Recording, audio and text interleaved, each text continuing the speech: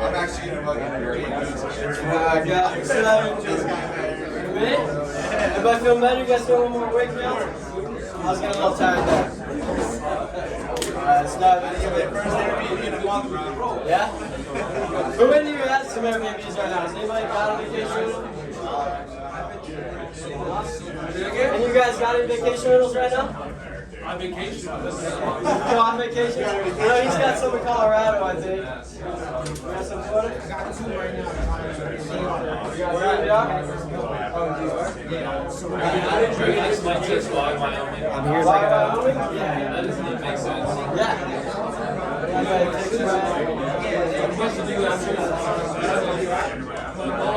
Trying to get my citizenship.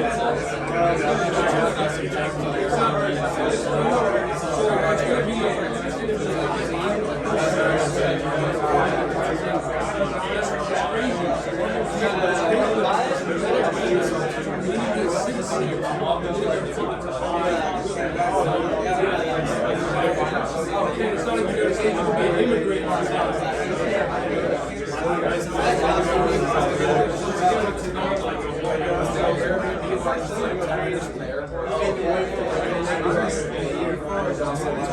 It's like anything in business, especially if you're having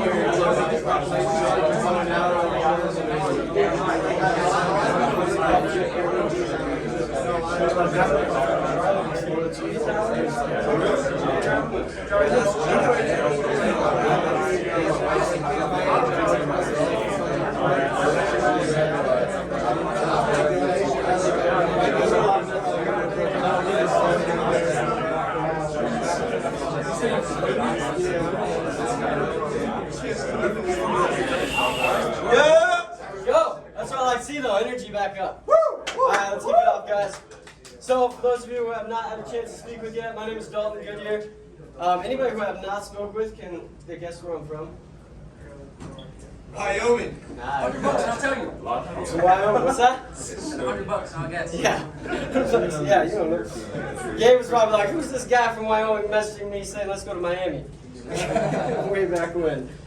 Alright, guys, so I got started quite a while back with vacation rentals.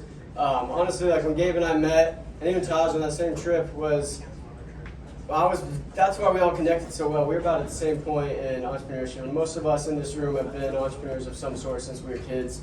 I mean, I started with, I wanted an Xbox and I was 12. My grandma gave me a lawnmower. She said, go get your Xbox. And so I started mowing lawns. I mean, ended up having a landscaping company before I got out of high school. Really small, but had full clientele, so I cut class to go mow grass. And till grass too. Grass, so I didn't know what I was doing, but ended up doing some welding and all sorts of stuff, but was really mostly like flipping cars, and it got me into loving cars. And that's what I'll go into, a little backstory on me. But as that all digressed, ended up getting into vacation rentals. Started a consulting company called Vacation Rental Academy that originated from not knowing what I'm about to show you guys of how you can work with owners. So thought it was only rental arbitrage where you had to own the property, so I wanted to teach other people what I knew a bit. So I put together little blogs or videos for current owners to help them out, sell it to them for a little bit. Then I realized, well, we can just work together and I can just do it for them. But the biggest thing that a lot of people do with any of these business models is they overthink it. So somebody once taught me this, which is critical. If you get insulted easy, just switch the S's. Keep it stupid simple.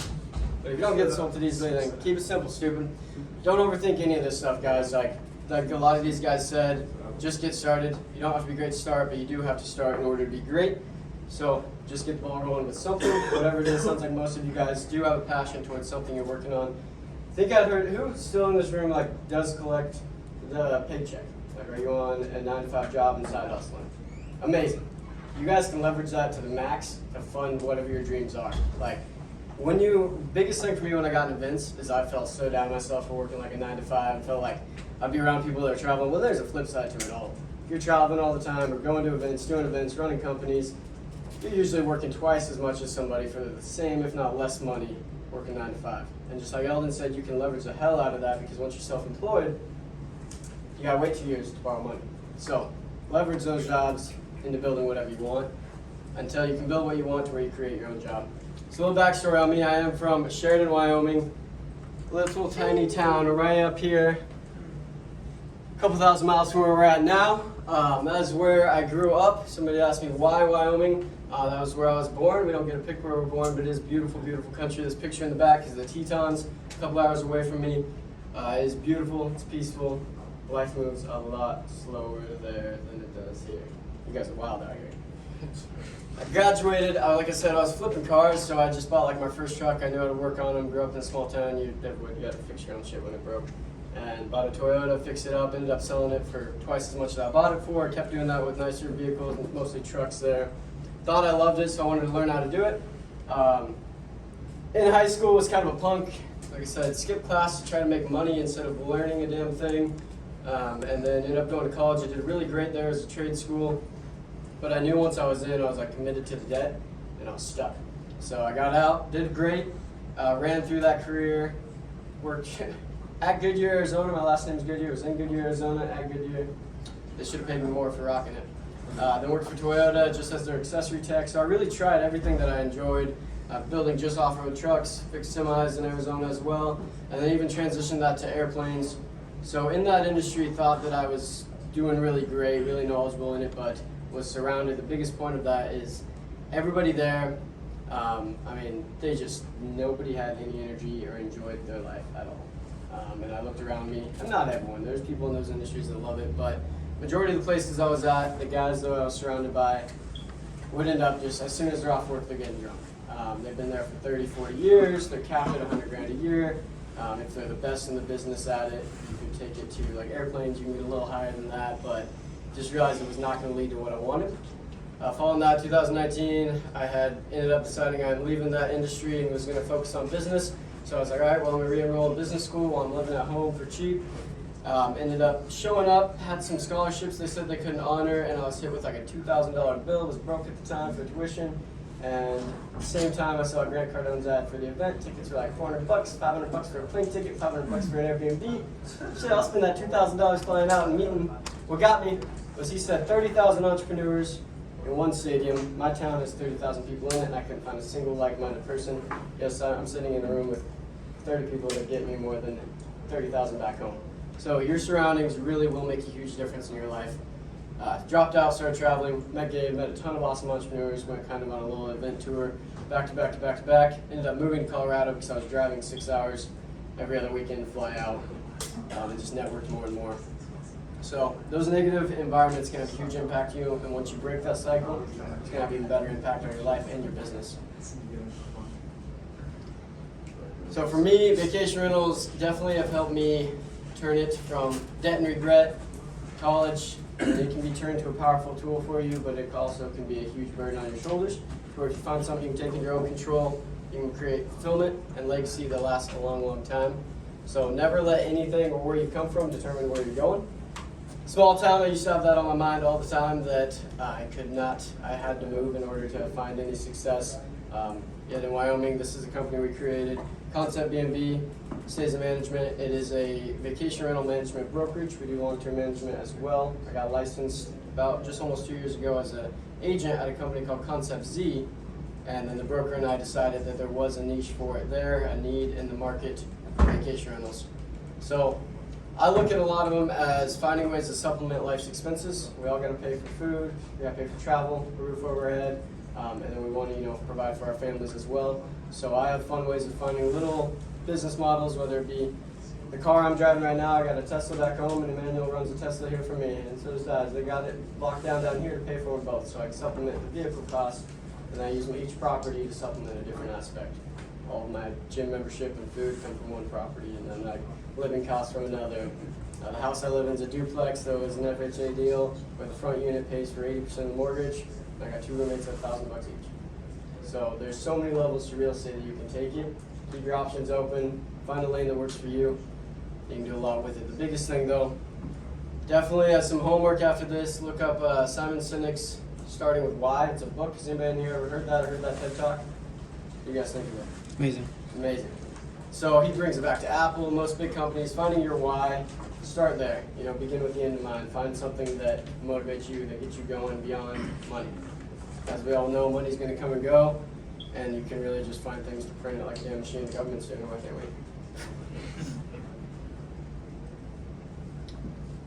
So there's a lot that you can do with vacation rentals specifically, just like any other aspect of real estate. For me, I love traveling. I found myself coming to Miami a lot, going to Denver, going to Arizona quite a bit. So being able to put one here that we can stay at when we go down to Miami, obviously saved me a lot of money. It's a lot of fun to show up to your own place. Longer goal of that is to get bigger, nicer houses where I just have a private walk-in closet with my own stuff there, another car in the garage, and you just keep scaling. There's other ways to travel hack them as well. If you're a good photographer like Zero, you can travel around, show them your portfolio, and stay in these properties for free and just give them marketing if you have a big social following. A lot of things you can do there. Equity building, if you go into the purchasing route, like Eldon talked about, you can buy them, build equity while getting cash flow and benefiting from the travel. The cash flow on them is a lot quicker. Saw a little post last night that made me laugh. Airbnb is the only fans of real estate investing. It's like quick, easy money in a sense. Everyone says it's a long, long game. It can be if you're building that equity, but if you're doing rental arbitrage, the cash flow that comes from it, of the low barrier to entry, blew my mind when I first got in. My first biggest successful property was a 100-year-old barn in Wyoming. Rent was $1,500. They didn't want any type of deal. They didn't want a lease. They wanted a handshake. Give me $1,500. You're in. It's furnished out. It sleeps 16 people. And it's wild. So I mean, there's way too many beds for my comfort, not the design, but they had it all ready to go for me. First couple months was the winter, so it was like $2,000. I made $500. I paid cleaners. Still learning the ropes. $2,500. Kept going. Well, in Sheridan, we have a ton of tourism heading to Yellowstone and Jackson. This was the one last year, right before COVID. $10,000 booked out for a month, which is like why I give this range. My first couple months was $500 to $1,000, the same property, $10,000, July, not even all of it. COVID hit, all canceled. Changed my marketing, was able to rebook it all at $13,000. One property. Absolutely ridiculous the potential of it in the short term for cash flow. And if you set it up to where you're leveraging this for others and supplementing the expenses, find your nest egg of 2 or 3 properties. Like, what do we all want? $5 to $10,000. We could all live pretty cozy on anything over that. Let's keep building legacy, right? Dump it into something else. So you find your nest egg, a couple properties that fund your life. Keep doubling it down. Let's take that. So say you guys are doing a wholesale and you get a $10,000 check. Go put that in a rental arbitrage. Now you're making $2,000, $3,000 a month. You can show the bank cash flow. I'm saying you can show the bank that cash flow to get approved for cars. Exactly what I did with these guys. Get the 2 Teslas. Banks don't ask for all the expenses on an Airbnb group of funds. It shows income. So, do you actually own the houses that you're doing this with, or you Not don't all. actually? Nope. So there's 3 main methods. There's a handful of avenues you can go. So feel free to ask questions as we go, because this will be kind of an overview, and then tomorrow we'll deep dive on a lot of things. But there are many roads you can take it. 3 main: rental arbitrage is probably the one we've all heard about. Master leasing, house hacking, whatever you want to call it. Management. So that's where you're a property manager, like Concept B&B, licensed agent. Who all in here is licensed? Licensed real estate agents? 3 of us? So you guys fall into the category of you know that you know better laws. So, yeah. But like Eldon said, depending on your state. So for me, I had to sit in a classroom for 10 days when I was licensed. This guy had to go through 60 days. Depends on your state. But once you go through that, it's basically you now know better law. So I could have kept playing the game dirty without knowing the property management laws. But now that I did, now with brokerage, there's way more accessibility for me. I have the MLS, I have reach, coverage, people trust, credibility, insurance, things like that. That is definitely where I'm glad I did get licensed. So in that sense, I don't have any skin in the game with the properties I manage. I find an owner or an investor and show them my business plan. If it works for them, we take 30%. We do a 70-30 split on those.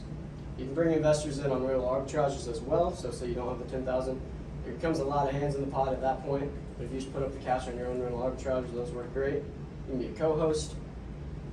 A lot of different routes you can go with it, and then of course you can just buy and run your own. You can buy, turn it over to a manager, things like that.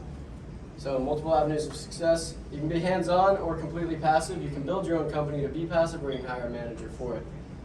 To give you guys a little sense of one of them and what you should go for, here's a little preview of one of ours in Wyoming.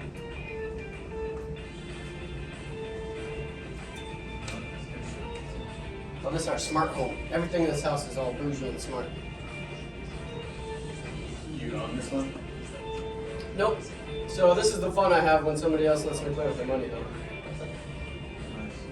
This is actually a duplex, so he rents out the upstairs. It's a 2-bedroom for $14.75 a month, and this one brings in about $5,000 to $7,000 a month downstairs. Show us the barn. I don't got video here on that one, Is it a townhouse or a condo or what? but yeah, it's a duplex. Upstairs and downstairs unit. This one I'm amazed how well it does. So the inside looks all awesome, but it's honestly in a commercial area with metal siding, and I did not think the way it was going to look like this when we were done, and I did not think it was going to perform this way. My valuation came in way low, and he was still for it, and I was like, all right, dude, I thought you overpaid. But he did exactly kind of what I was talking about, secure. The difference is for your investments. So if you buy a duplex. Is this video, do you put this video on Airbnb? Yep, so well, you can't do it on Airbnb. You kind of can. I send it in the second message after they're confirmed. Airbnb's lame, they won't let you upload videos. VRBO now has added virtual tour options along with video options. This is on YouTube, so eventually as we add more properties, the YouTube will keep growing. It's fire though. And then we'll get more views, and it's just another omnipresence marketing. Do you feel like that video is kind of like the reason why it gets booked so much? It helps for sure. This is mostly for branding. So all the things we do with videos, it's really just setting the tone because I work with clients, not only myself. So that is a standard out the board when I onboard a property. I have a videographer that comes in, and if it's a ranch property, he'll do a drone over the whole thing. He'll do a Matterport 3D tour, so COVID-aware people. It's not like selling a house. They want to know where they're staying. They can walk through it, get the video tour. The biggest thing to find success with them, though, is omnipresence marketing. You want to be on every channel. Most of you guys, like everyone in here says the term Airbnb. 70% of people in my market are only on Airbnb.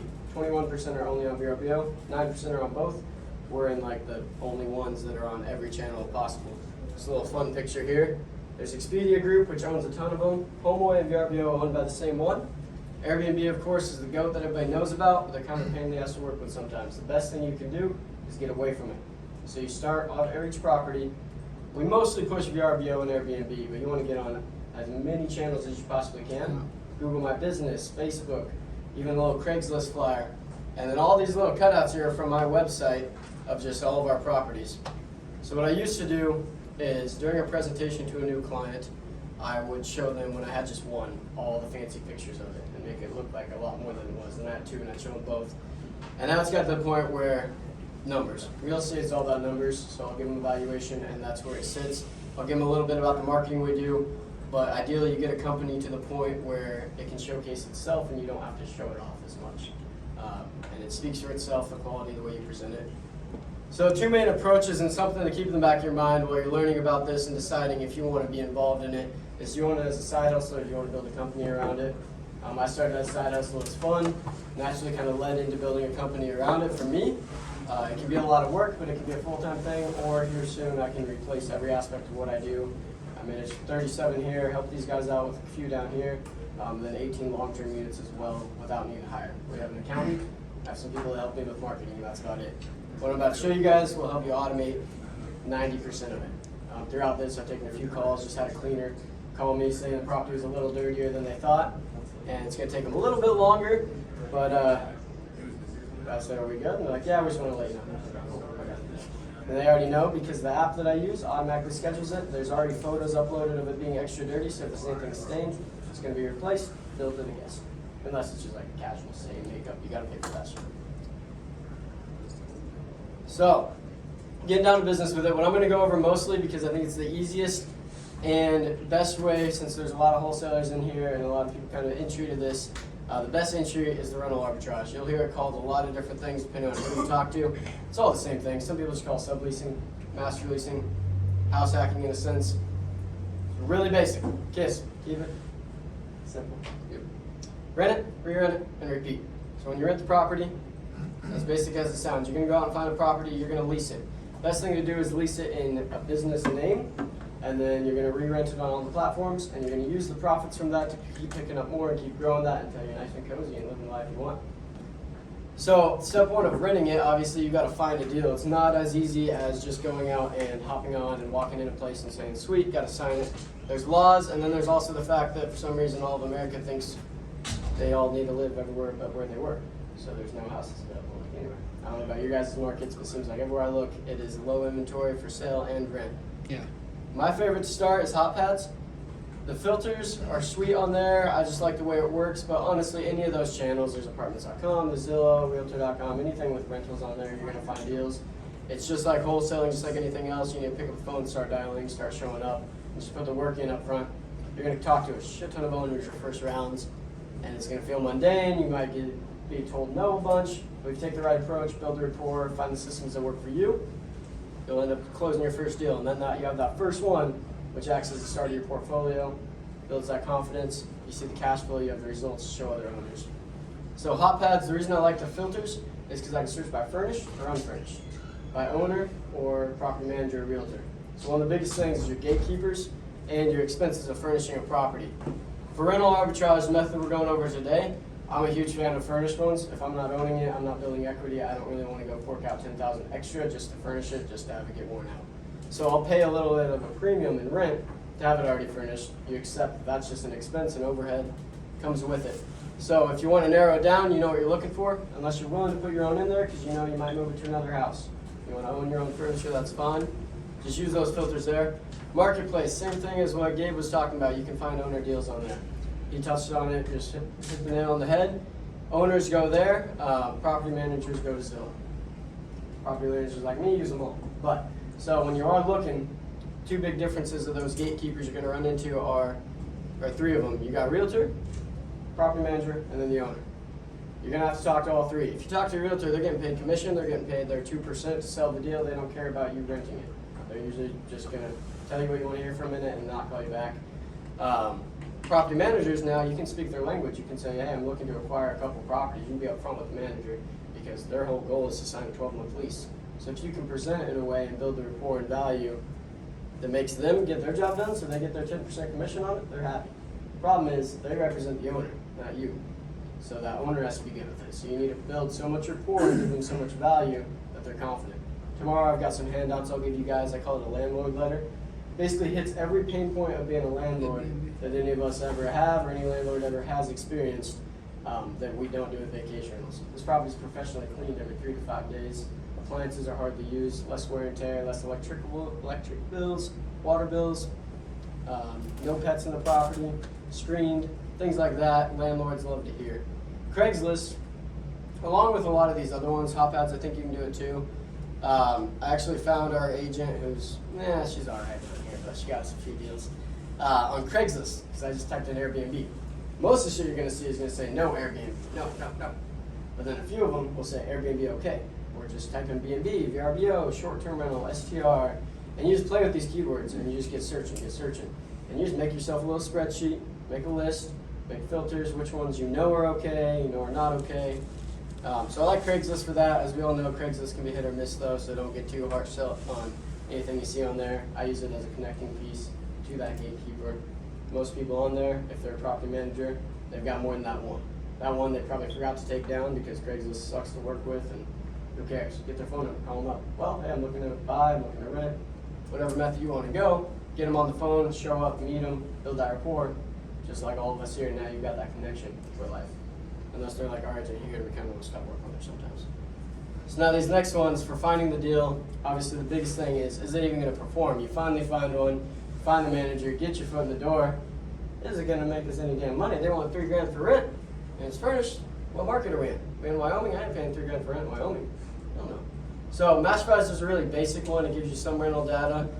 That's gonna be the first one you see when you Google it. B&B Investor is kind of a hidden gem I learned from a couple other guys in the space.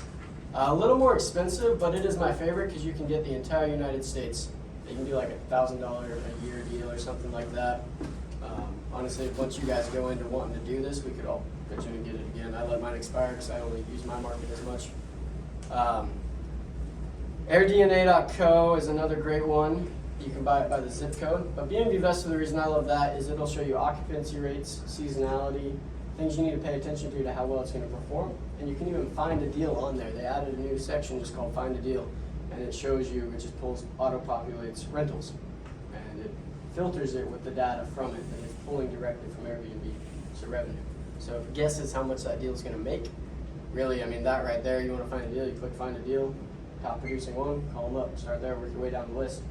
If you want to partner with other current hosts that are sucking once you get really good at it, you can also go to Airbnb Investor and look up all the top producing hosts in the area, analyze their listing and find ways to make them more money, pitch them a little bit and just say, hey, by the way, here's some free value, your photos suck, property's dirty, I can see a sock under the bed, things like that. And then they're like, oh, cool, thanks. And like, by the way, there's like 30 other things you can do, or you can just turn it over to me and you don't have to worry about anything. You'll still make as much money as you're making right now. Done that on a few little ones where we transition current host. And then once again, property managers, once you get your foot in the door with those people that just talk real estate all day long, they'll keep you in the back of the mind. Now funding, we're gonna be going over this all the time. 0%, Gabe's gonna dive a little deeper in it. Everyone's already kind of touched on it, but a lot of us in this room have already leveraged 0% credit to get the ball rolling on a lot of things. It is something that's overlooked. A lot of people get scared of credit. Dave Ramsey shoved it down everyone's throat, don't borrow money. But when you're putting credit on something that's going to generate you $3,000 a month, then you can then dump that $3,000 a month into something else that's going to generate you another $3,000 a month. It's kind of a no-brainer. But not everybody loves credit, or they're fixing it, or working on that. Personally funded, like I said, that one unit I got that ended up making me over $10,000 in just 1 month. It's been a super successful one. It was $1,500. Like, yeah, it was a little risk, I guess, but I was like, shit, if I gotta pay $1,500, I'll just live here myself. It's a huge ass house. Family and friends. My first one, Gabe and I went on in Miami at Opera Tower. We had way too many hands in the pot on that one. That's a little another thing. Keep it minimal, keep a smaller team on it, keep it organized how you want to do it. But for that, I think we each needed like $2,000 or something, and I was just getting started, and $2,000 seemed like a lot. Borrowed $750 from a few family and friends. Got it going and had them paid back in like 6 months. So just get creative with how you fund these things. Partner with an investor. We've done that on a few of our deals, where we'll just call somebody up. We see a good deal. Just like anything in real estate, Eldon touched on it as well. Find the deal first. The money will come. You find a good deal, you're in a room with people that can make the money happen. So keep your eyes open for deals, whether that be a fix and flip, whether that be a multifamily. Find it, get the details on it, and if you don't have the funds, somebody will, and somebody will hop in and help you out with it. Let me ask you a question. Are you going ahead and just contacting the owner of the property and just negotiating the lease agreement with them? Unless it's done by a manager, then that manager represents them. So I will always try to do a showing first if I'm doing rental arbitrage. Show up there, chat with them, build that rapport, bring them the landlord letter, just feel it out first. If the market's, depends where you're at. If the market's really hot, you don't want to do it like a takeaway close. But with an owner or property manager, you can always kind of do a takeaway and be like, hey, I got 3 other properties to look at. I really like this one. Let me come back to you. So a good pitch for it too is I'm a traveling entrepreneur. So I plan on being down here 3 months out of the year in total probably. Would you be comfortable with me putting my business partners up in here and renting it out in my absence? I'm going to sign the lease. I'll give you 12 post-dated checks, auto deposits, proof of funds, whatever you need to be comfortable with that. And then the landlord letter that just shows them all the value you give. That's been the easiest thing. It's just building a rapport, let them know. Like, people get worried about it because there's a lot of things on the news about Airbnb parties, and that happens. But you'll know it's insured. We're going to fix anything that gets broken. Like, it's on us. We're going to sign it on a dotted line saying so. And you're getting this much rent. Just make sure that dotted line also says that they're fixing anything that fails with the property, plumbing and whatnot, when you're renting it. That's the difference between owning. You get to pay less, but you also got to fix the problems when they come up. Tenants, toilets, and termites is the name of the game with property management. Partnering with the owner. Now, this is the legal issue you run into. The agents in the room will understand this a little bit. Once you're licensed in some states, in order to manage a property, so say you own one and I want to work with you and split the profit, I do all the work, you own the property, I pay you for it, that is property management. One for another, for a profit regarding real estate. You need to be licensed in most states. Most people talking Airbnb won't tell you this, they'll tell you go partner with the owner, it's fine. That's fine and dandy until it's not. Don't know when that day is going to be, don't know what it's going to be that you do. Maybe you try to sign a lease with somebody who runs the real estate law of that state. They do have people that come in and check those things. So I was rather playing safe rather than sorry, so that way I can grow my companies to the max without worrying about lawsuits. So the loophole, though, is marketing. There's a difference. So it's a little different, but when I'm a manager, I can sign leases, I can talk about rents, I can collect keys. When I'm a marketer, I'm marketing your digital real estate. I'm not handling your actual real estate. I'm not signing a lease. A reservation agreement, like a hotel, has no tenancy rights. So most states have squatting rights, which I think is bullshit, but somebody can hang around for 30 days, you have to get them evicted. A reservation's like a hotel. They have until 4 p.m. to 11 a.m. the next day. If they hang around, they're not paying, they're breaking rules, and they get kicked out. So that is not necessarily managing the real estate if you're just doing an online booking and marketing it digitally. That's what I love about this business is right now I'm managing it from Wyoming and I'm here. You can do it anywhere in the world as long as you have boots on the ground. So it's not a complete digital business, but it's pretty darn close. Each one of these comes with a lot different levels of risk and reward. The rental arbitrage depends on your perspective. Some more risk, you're on the hook for rent every month. But the reward can be a lot higher because you only owe them $2,000 a month, $3,000 a month, and you get everything top side potential. So that's on you for how good your marketing is. Some would say the ownership has the most risk. I think that depends on where you're at and your comfortability with investing. So if you 3.5% down, you don't have a whole lot of skin in the game. Your mortgage is going to be middle. You get to keep the equity plus the cash flow, and you can always just dump that cash flow back into equity, get out of it in a while. So step 1.5, some business basics I'm sure all of you guys are familiar with, I've touched on.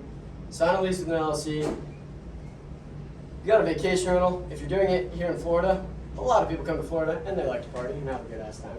So especially like signing it with that LLC is going to protect you from a lot of headache. Just if somebody's partying, if they get hurt. I've heard some horror stories from friends that are in the business of cops having to show up because of drug busts.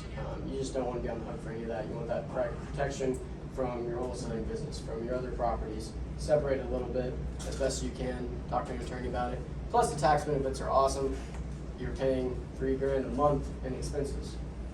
So just because you're making $5,000 or $10,000 per property, you also have all that rent that is a requirement of running that business. A ton of expenses with it, all the cleaning, so you can have a lot of tax write-offs there if you end up grossing a lot and making it justifiable. One thing somebody didn't tell me at the beginning, always be careful when you're starting your own businesses though, and do not, we can all write off everything, but then you're not making any money on paper. So if you want to get into buying these as assets, you make sure year 2, you're showing, you're paying the government that money so you can go into the bank. So yeah, I did make a shit ton of money, give me some more. And you can buy those assets, keep growing, then write it off from there. Definitely don't skip this step. Too many people do, and they say, I got QuickBooks, I'm fine. In this business, there are so many fees. You're gonna have Stripe, you're gonna have whatever software you use, you're gonna have Airbnb, you're gonna have chargebacks, you're gonna have refunds, cleaning fees, supplies. It is a headache, so just bring on a kick-ass accountant. I'll show you guys a good one if you end up using the software I utilize where they handle everything for you and do all the fees. And if you can work with clients, they'll cut the check and they report to them. You want to start off with some form of branding.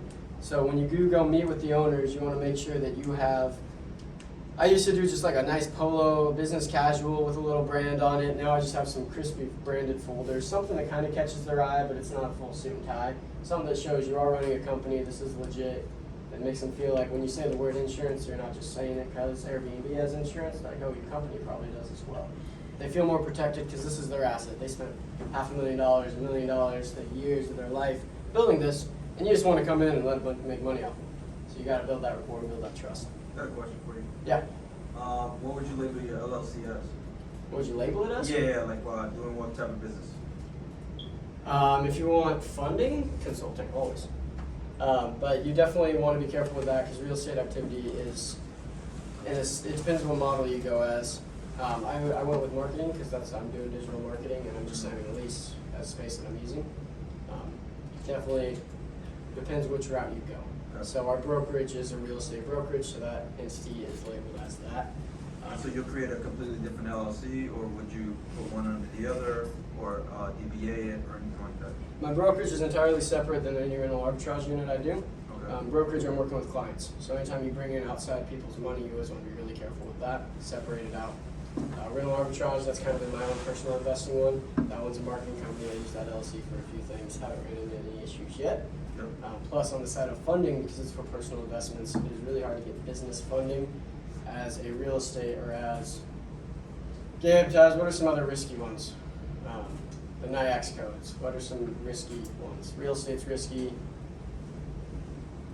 Any Gabe? What, for like for tax codes? Yeah, for getting your. Getting business funding and stuff? Yeah, what do you want to avoid? The best one for like business funding and stuff is marketing consulting, right? Mhm. Consulting due to the fact that there's no like overhead costs really. So that's more of a least risky business. We're able to at least get approved for more business credit. Due to the fact that you don't have real estate, it's less risky technically. Exactly. So you want to keep that in mind when you're setting it up. And they give you all these options, you're all stoked, and you're like, oh yeah, I'm doing real estate, I'm happy about it. That's super risky. So when you want to go get funding or get a business card, they're probably going to shut you down. So that's your NIACS code, NIACS. If you're not owning it, you're not necessarily doing that. I'm marketing it. I don't own the real estate. So I went that route. Had to learn that one a tricky way when I was starting my new one, and then I was able to get funding on it that then I can leverage, pay back, get points. That's the other beauty of it. You can pay your rent on cards. You can just earn crazy travel points. Get your plane tickets for free. Use those cards for about anything because you have a lot of expenses every month that are being paid off every month. The other thing out the gate, create a separate business bank account. This goes hand in hand with funding. Establish relationships with local and big banks. Chase is a kick-ass bank, so forever ago I opened a few business bank accounts. Met a private client banker there, even though my business wasn't at the level where you usually meet with them, and he was able to kind of put me onto the right cards to get with them.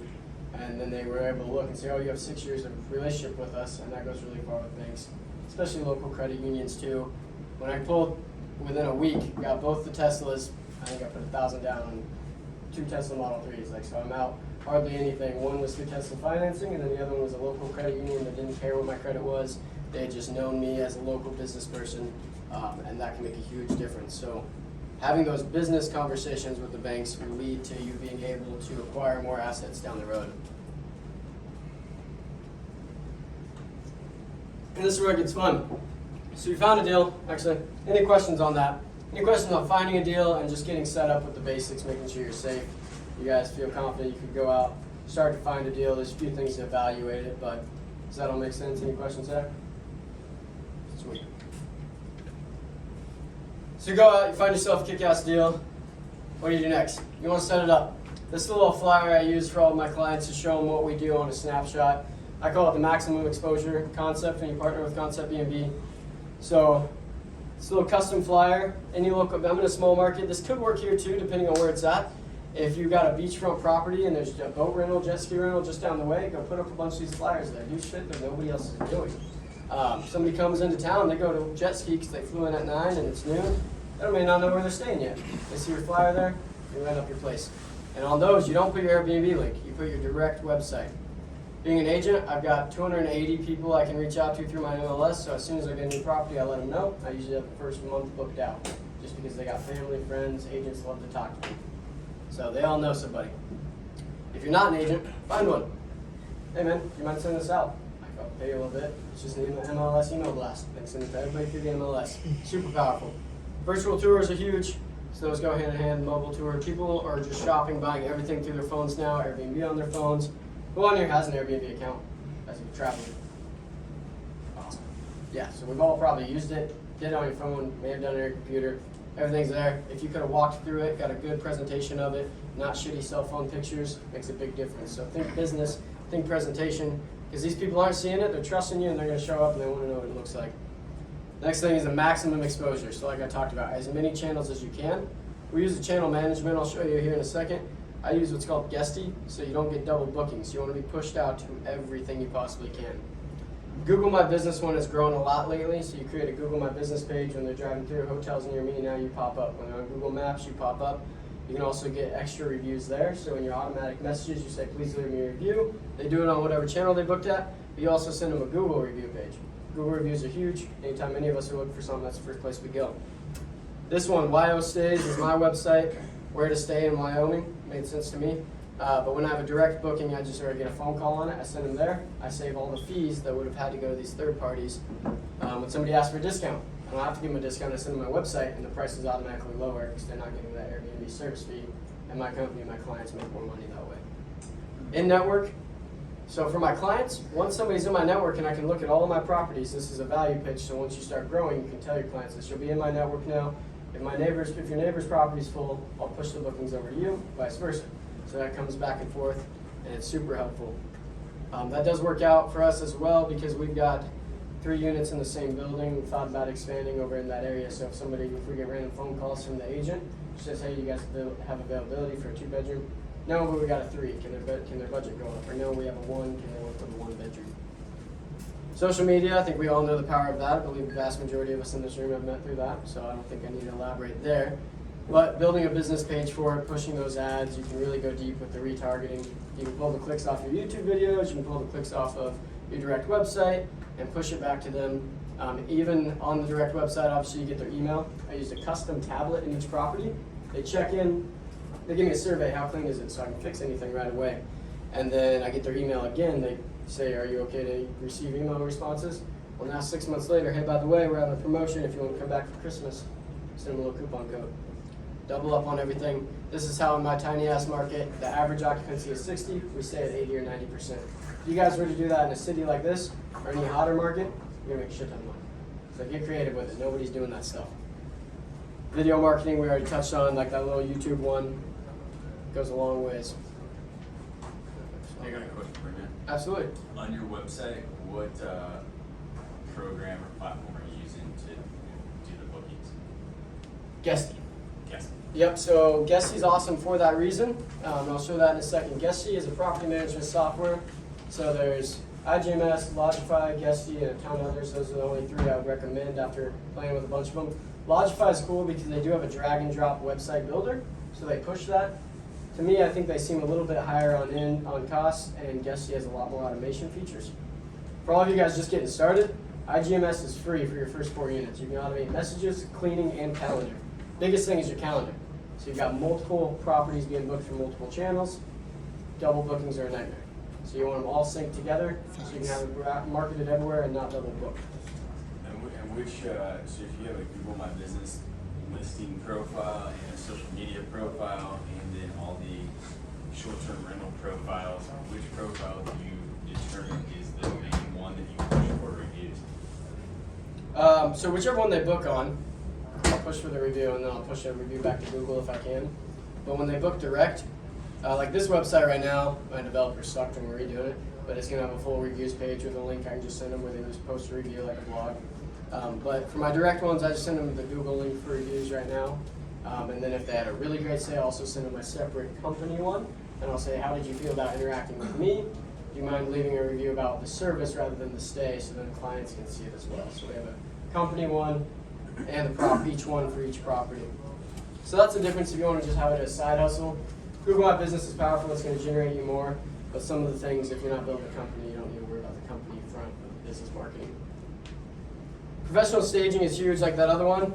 Like I said, I get to have fun when I play with other people's money. I'm not an interior designer though. I found a local person who came in there, designed it all. That one's like really one of our basic ones. Some of them are really nice, crisp. That one's crisp too, but a lot of the little things, the labeled coffee mugs, things that make people feel good, outlets everywhere.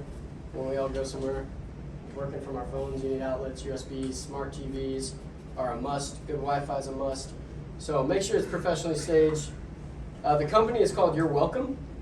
So if you guys want the tablets, I've never seen them in a property until I found them, put them in mine.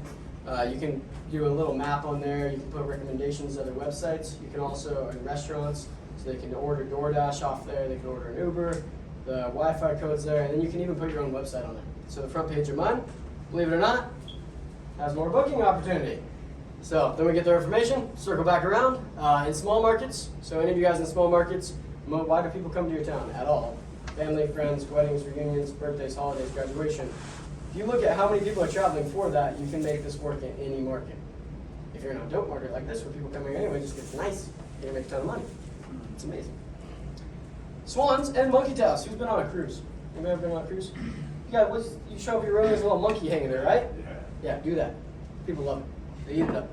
All right, now hopefully nobody gets offended by this, but the biggest thing, COVID Karen cleaning. Clean as if Karen from California is coming and she's mad because there's fingerprints and she's afraid she's going to get COVID. Sure, COVID's a real thing. I don't mean to offend anybody, but tell your cleaners that they need to clean as if that's the case, because each guest is going to act like that is the case. I didn't change anything about my cleaning when COVID hit. All I did was add a picture to the second picture of all my listings. That's a little squirt bottle and says professionally disinfected. Bookings instantly went up. They just want to be comforted. That's all the world wants right now. It's chaos, turmoil. People don't know what to feel. Some are worried. Some don't give a shit. I'm from Wyoming. We were already social distancing our whole life. 6 feet, get away, 6 miles, get out of here. So people don't care about that there, but some places they do. Some people are concerned. So make sure you ease those comforts. It's a hospitality business. And if you're on the back end and you're just trying to make the money, find somebody that's got that caring soul to hire. Females make great hospitality people because they're very empathetic and caring. I don't know what it is. So a lot of my assistants I've ever brought on are females, and they always find those little touches, and they just make it all cute and dainty and all awesome. It's hospitality. That's what you got to do. Find what works for you. Now the nitty gritty. When it comes to repeating, so we found the units, we funded the units, we've marketed the units, we've made sure we're professional as hell about it. When they show up, they're wowed. There could be a bottle of wine for them, there could be some chocolates, candies. Now, how do we actually make wealth out of this? What do we do from here? So, you want to build, you want to scale, you guys all probably have other things going on. So to do this on the side, to be one-man show, without hiring a ton of people, you got to hire some. So the accountants who you really got to hire is your only hire, but that's not an in-house hire. Once you hit 20, 30 units, I would find a physical body you can talk to that can go run them for you. Otherwise, your independent contractors are going to be your go-tos. These are the things that are going to make it run smooth for you. So PMS is property management software. IGMS, touched on, 1 to 4 units, it's free, completely free. You can pay them and get the, you could really scale with it too once you're in there if you don't want to pull off. The reason I recommend you start there is because Guesty and Lodgify have an onboarding fee, no matter whether you have properties or not. So, might as well, if you're going to pay them an onboarding fee, have them onboard something. It's $1,000. Same with Exemplify, $1,000 to get started. So start with one until you have $1,000 that you didn't have to pay for, cash flow. Dump it into a software that makes your life easier. Guesty will sync all of your calendars. It'll integrate and push, so you create one listing, and it pushes it out to all the channels for you. On the back end, you create auto messages. So we send them out a thanks for booking confirmation. And I've got templates and a toolbox of pre-made messages for all of it. Wi-Fi codes, address, check-in code. We use smart locks on all of them from my phone. So if there's an issue right now, I can unlock the code for a plumber. I don't have to give them access, but for an hour. So it reduces liability. I can see who was in there and when they left. Another liability protection. And all of that can be stored in here, all that information in Guesty. Lodgify, like I said, some people love it. It wasn't the one for me, but check it out. I think it's pretty equal to Guesty. Guesty's awesome because if you're wanting to scale on your own, they cost 3% per booking. That's just the software, it's well worth it. You can give them another 3% and they'll handle all of your communication. If you do your automatic messaging right, you don't have a lot of communication to work with, so it just depends. But they can handle all of it. You just train them just like a VA. I would rather go the VA route for $250 and not give them 3%, because 3% on $2,000 booking is a lot more than $250 an hour. Canva. This whole slideshow was made on Canva. I use it for absolutely everything. Instagram posts, creating fun little property ones. So if you have a logo you want to kind of plug on your listing to get more bookings, like my Wyostays one is different than my Concept B&B one, and sometimes I'll just use Canva, drag and drop the logo on there. You can make it look like towels have logos on them if you're not there yet. So a little bougie thing you can do is get robes and towels with your logo on it. Write them off and be willing to give them away. Like, we used to trip about that. We're like, somebody stole, like, a cleaner's bag, somebody stole your labeled mugs. I'm like, good. Take it with you. Take the robe with you. Brand for me. Give me more bookings. Analytics. These are all those I talked about as well, where this is going to show you how much it's going to make, and then once you start scaling into a company level with it, you can bring that back around and utilize these to give raw data to your owners and your investors rather than just numbers. You can actually show graphs and charts. Tomorrow I'll pull up a valuation for you guys so you can see what data I use to convince an owner to give me their $1 million home. Because they have a big mortgage on it, so you need to be data backed rather than just like, oh yeah, other hosts in the area are making money. So this is the back end data these softwares pull out of Airbnb. When you look at them, on the front end of Airbnb, you have guest fees, taxes, things like that. You don't know what they're actually making and netting, just like in most businesses. Contractors, movers, designers, cleaners, stagers, photographers, plumbers, general contractor, and electricians. So with these things, I use just Excel spreadsheets and I basically make a list. So my cleaners, I've got what's their name, phone number, can they work weekends? So a lot of my cleaners don't like to work Sundays. Do they have their own cleaning supplies? Do they not? What's the rate? Do they use organic cleaning supplies or not? A lot of guests are weird about that. They want scentless detergents, things like that.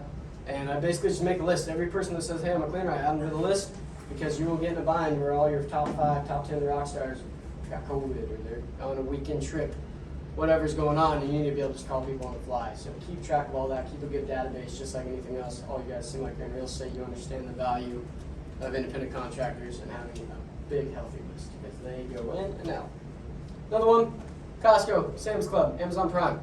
You're going to be buying a lot of random little knickknacks and need it fast, and you don't want to go to Walmart for it. Or what do you guys have down here, Publix? Yeah.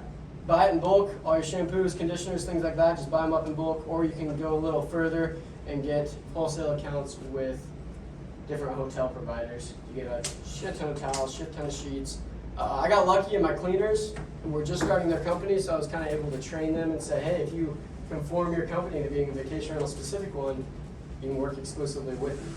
So now they provide the sheets, the towels, it makes their life easier. They don't have to keep track of which one for each property. They provide the little chocolates and the shampoos and conditioners. But the route I was going to go was do that myself, get a storage unit or my garage, just stockpile them in there, let the cleaners have a little code. They come through, they cycle it through, put a washer and dryer in there. That is honestly going to be one of your biggest headaches you run into, is making sure the properties are always cleaned on time. It gets a little trickier in the cities, so something you keep in mind when you're going into condo buildings. Where's the washer and dryer? How far are my cleaners coming? We learned that. You're in Miami. Most of your cleaners don't live in downtown Miami. So travel time, can they get there on with a last minute booking, things like that. The reason I love Exemplify, they have a custom integration with Guesty.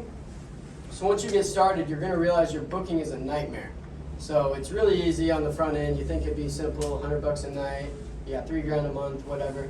Stripe has service fees. All these service fees are hidden. So once you're working with other people's money, it becomes critical, the law, to track it to a T. Especially if you're working with bigger chunks of change, you need a trust account or something like that. But for a side hustle, rental arbitrage, it's really easy to just use one bank account, income and expenses out of it. Or hire these guys because they have a feed from Stripe, from Guesty, from VRBO, Airbnb, and they automatically can calculate all of those. And you just send them all your receipts. They categorize it for each property, each unit, and they don't miss. So they are the best in the business as far as accounting for short-term rentals. And I prefer to work with people that are the best in the biz for it. All right, who wants $1 million? Anybody? Yes, sir. Cool. I like $1 million. So, believe it or not, I should have waited. I was going to tell you all to guess how many it takes, but I kind of put it big right there. So this is on average. Between my market, the market's here. Like I said, you've got 3 different options to do this. Now, like Gabe talked about with mindset, do not set yourself at $1 million, especially if going into real estate. What'd you say you're under? Is this under 3 mil casual? Yeah, easy day. It's Tuesday, right? You're still scaling. Close to 200,000 just in the other room too. Let's go. Yeah, real estate is, do not think small. So I'm mad I put an M here instead of a B. But it gives you a visual. Honestly, once you hit 5, 6 units, you stop caring because you start realizing I just gotta keep working. This is monthly cash flow. It's just like long-term multifamily units. You just gotta keep stacking. You find a way to supplement what you need in life to be happy, to travel, to find fulfillment, and start building for your kids, or just party until you die, whatever you want in life. That legacy, the fulfillment, whatever brings you happiness. So don't get too caught up in the numbers, but the numbers are critical in real estate to understand what it takes to reach your goals. So don't forget to set those, to just set them massive. On average, $300 per night at 80% occupancy, that's 24 nights a month. That's pretty common in most markets. Smaller markets, it's gonna be hard to hit that. You have to do creative marketing, retargeted marketing to hit those higher occupancies. Summer months in my market, all 100% occupied, but winters, it could go down to 40 unless I get creative and keep it up there at the 80, open up the calendar far in advance, things like that.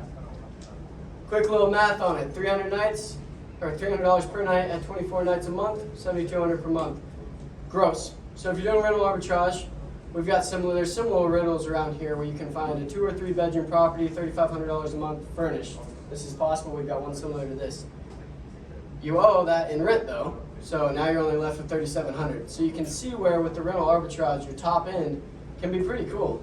Because, if you would have made $8,000, $9,000, or $4,000, no matter what, you only owe the next amount for rent. It just sucks if you make $2,500 then you only rent. So I wouldn't fill your entire portfolio with these, but it is a great way to start and start making a couple thousand extra just to supplement something fun in your life. Equity game, you start buying, this is where it gets fun.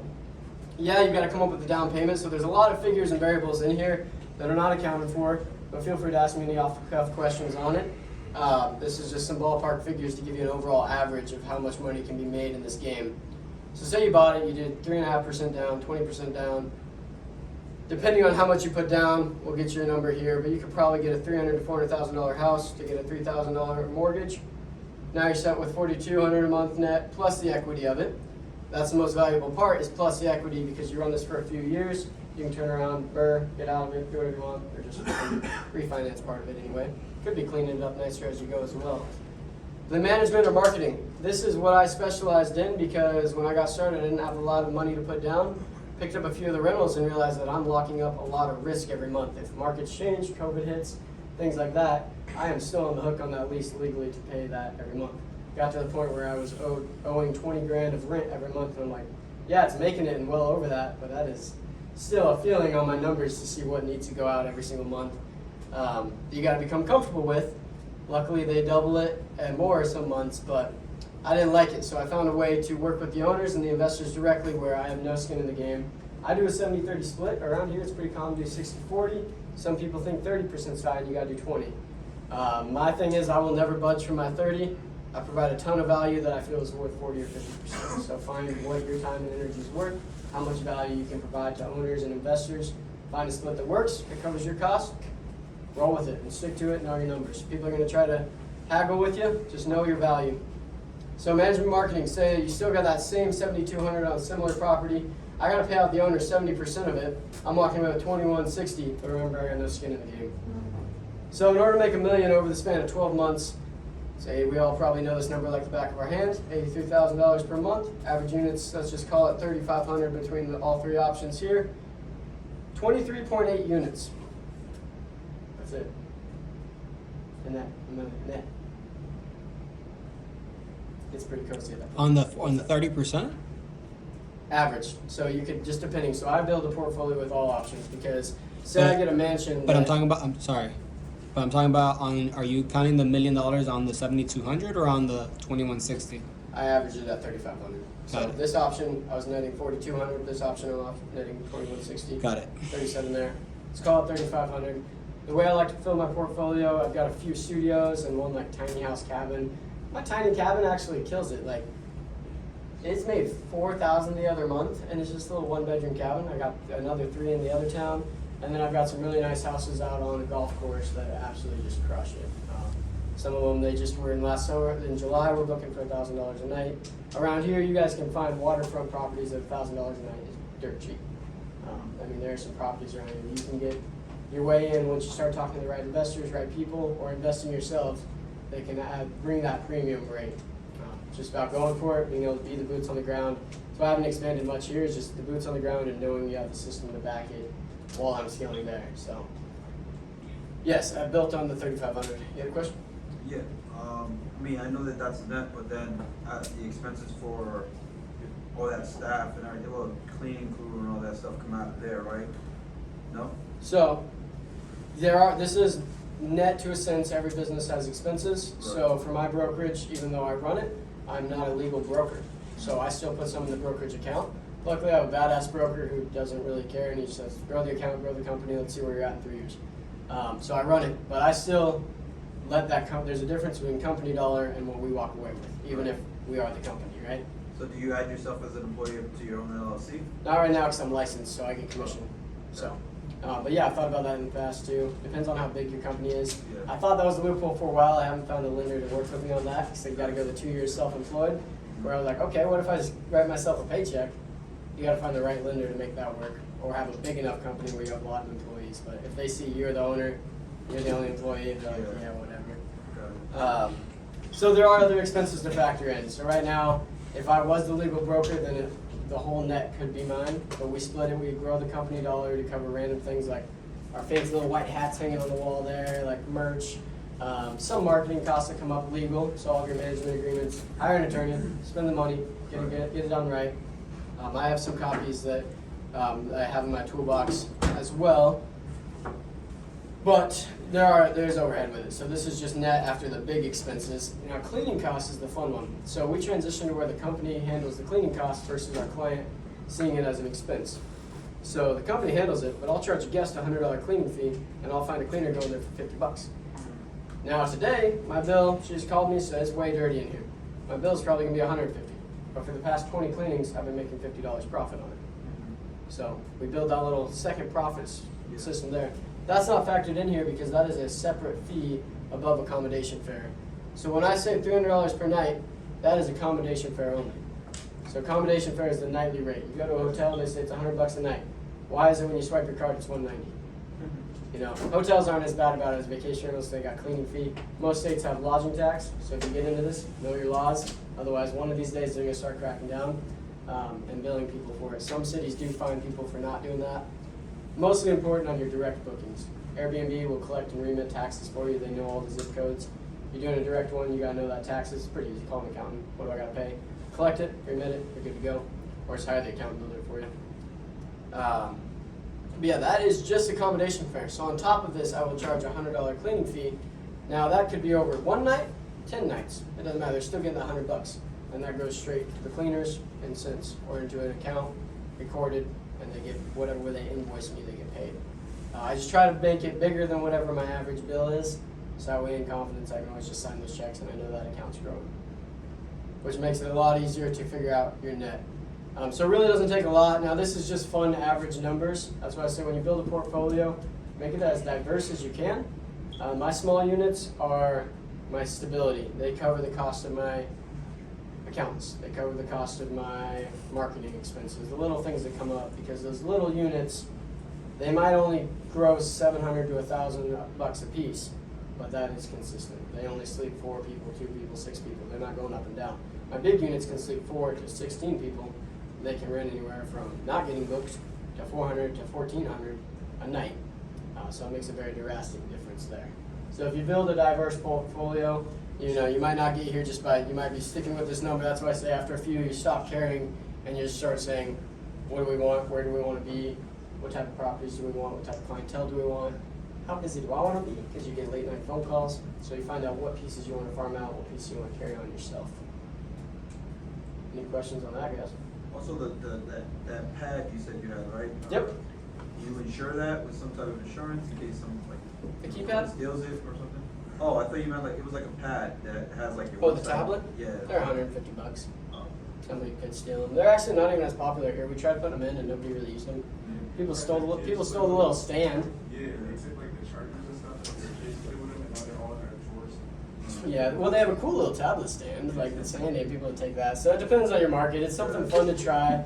I'm sure if our units were a little different, they're condos here, but if they were like nicer houses where it's just the clientele you're bringing in, that's why if you're in Miami, I would go for the top end clientele, not the clientele that's trying to beat the top end clientele. And so yeah, those tablets are awesome. They're $150 if they break. Probably gonna break. They do have a warranty though, because we basically just rent them, so it's $100 a year and then $50 for the subscription, which gives you another email campaign built in. If you look up yourwelcome.com, it'll give you the whole spiel. There's a couple other sites like it.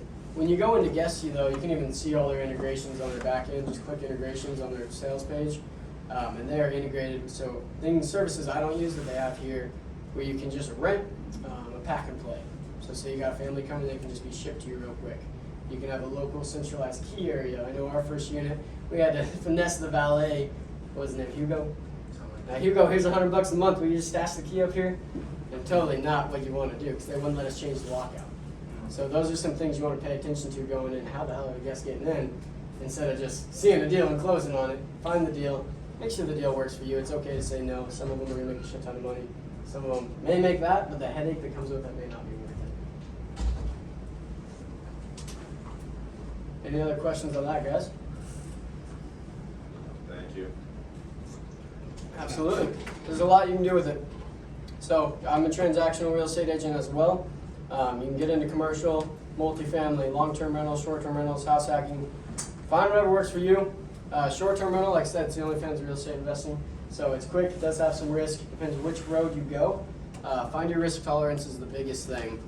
Wholesaling, from what I've heard, you gotta have kind of a strong gut to those big no, fuck you, get out of here. But if you can hang on tight and keep calling, keep dialing, keep sending those texts, you're gonna make that big chunk of change. That's why I stick with transactional.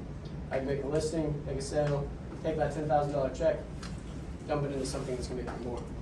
And then with that, if you dump it into a vacation rental, now you're making $2,000 a month. You can get that proof of funds and go put that $2,000, split it up into some crypto, into some stocks, whatever you enjoy, or just take a trip, whatever you enjoy from that point. Biggest thing is just start something, and just get going with it. You'll learn a lot more as you go. Guesty is one of the best softwares I've utilized because it's shown me a lot of integrations I didn't even know were possible when I got going. And then once you go, every question you get from a message, take note of it, and it's something that you don't have automated. So that's the biggest thing you can do as you're scaling. Somebody says, what's the Wi-Fi? They shouldn't be asking us for Wi-Fi. It should be on a tablet, it should be on a sign on the wall, and in the first message, and in the description. They should be in there sometimes. They're still gonna ask you. They're gonna ask you some dumb questions. That's some dumb shit happen. If somebody steal a TV power cord, you just accept some things are write-off, some weird things are gonna happen, but every question you get, find a way to automate it. And that's just a good rule of thumb I've learned for almost everything in business. If there's a question or issue that comes up, take a note of it in a book or as you're going, and find a way to systematize that question so it doesn't come up again, so you can free up your time to do the 80-20 rule, do the things that produce you the most income, make you the happiest, give you the most fulfillment.